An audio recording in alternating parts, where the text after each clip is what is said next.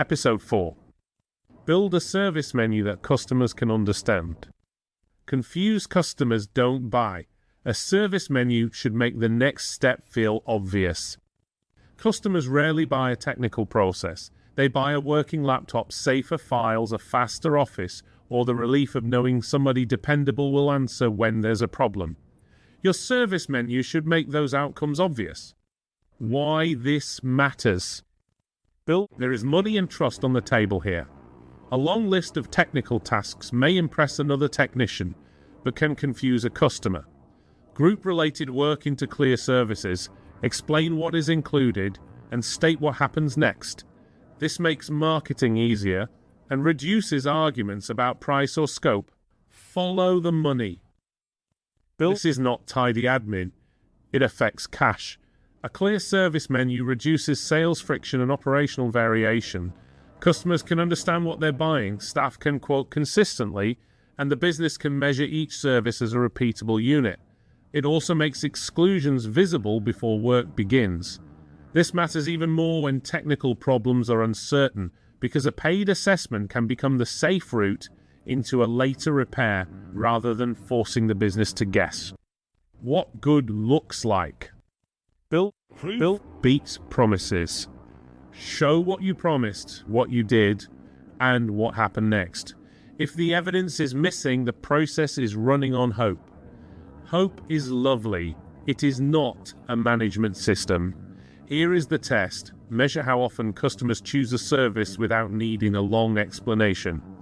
When results drift, the owner can investigate a visible process rather than relying on memory or blame.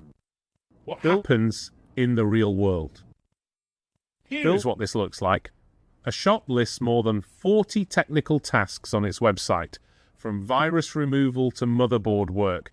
Customers phone to ask which option they need, and staff describe the same job in different ways. The owner groups demand into diagnosis, repair, performance, data, and setup services.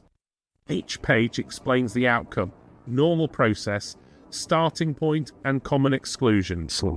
Complex work begins with an assessment. Within a month, phone calls become shorter. Quote descriptions are more consistent, and the team can compare margin and rework across 5 meaningful categories instead of 40 vague tasks. Measure it or guess forever. Measure how often customers choose a service without needing a long explanation. Also track quote acceptance and disputes about what was included. Reality check. Don't create packages simply to make the list look bigger. Every service needs a real customer problem, a repeatable delivery method, and a price that covers the work. Do this now. Rewrite your service list using outcomes a non-technical customer would understand. From my own experience. Our shop became known locally as the TARDIS because it was small on the outside and packed with computers, laptops, cables, inks, printers, paper, batteries, and accessories inside. That range was useful, but it also made clarity essential. Customers should not need a guided expedition to discover what you sell. The offer has to make sense quickly, whether it's on a board, a website, or explained at the counter. 5 moves. No faffing. List the 10 problems customers ask you to solve most often. Group those problems into no more than 6 customer-friendly service categories. For each category, write what is included, what is excluded, the expected next step, and how the price is set. Create a clear route for uncertain jobs, such as a paid diagnosis followed by a written quote.